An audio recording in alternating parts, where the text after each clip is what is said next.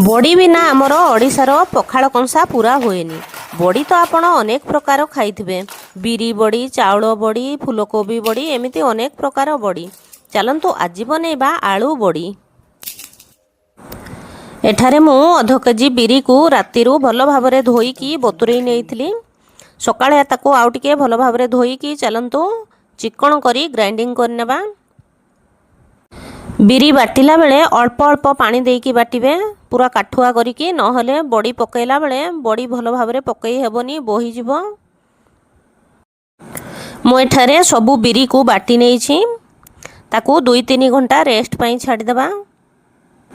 अध केजी बिरी पई मु 1 केजी आलू को सिझेई नेइछि, ठंडा करिकी ताकू चोपा छड़ेकी एपरी गोटे ग्रेटर साहाय्य ग्रेट करनेबा। चलंतु एबे बिरी को फेणी नेबा। मु एठी गोटे शिଳରେ अल्प अल्प बिरी बटा नेकी फेणुछि। आपण चाहिले गोटे बड़ जगार मध्य बिरी को फेणी परिबे। एठी चेक करनेबा बिरी फेणी हेलाणी कि नहीं। देखंतु पानी रे पकईकी देखले पूरा भासुछि, ता माने बिरी हमरो भल भाबरे फेणी हे जैछि। सेथिरे आलू चकटा को मिसई देबा। किछि छोट छोट कटा जाइथबा धनिया पत्र, गोटे चामच जीरा, 2 चामच धला राशि, गोटे चामच चिली फ्लेक्स पकईबा, स्वाद अनुसार लुण पकईबा।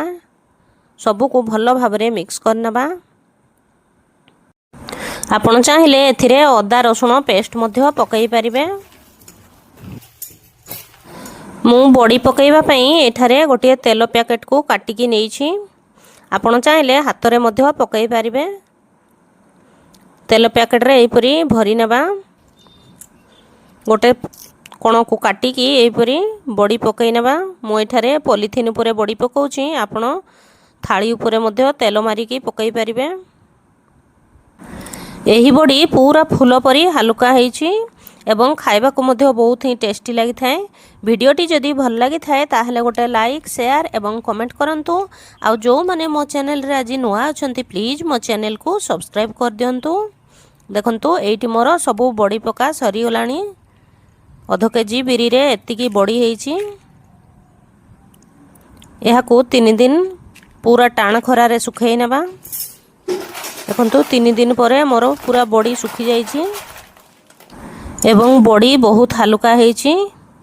देखंतु केमती टिके प्रेस कर देले ही भांगी जाउछि। आपण जदि चाउल बड़ी रो वीडियो देखिबा को चाहुचंती ताहले मो चैनल रे अपलोड हेछि, देखि परिबे।